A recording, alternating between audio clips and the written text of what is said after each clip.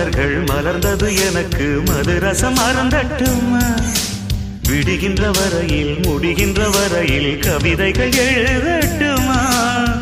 முத்தம் என்ற கடலில் முத்து குளிப்போமா அழகு அழகு ஓ நீ நடந்தால் நடையழகு அழகு நெருங்கி வரும் இடையழகு அழகு வேலெறியும் விழியழகு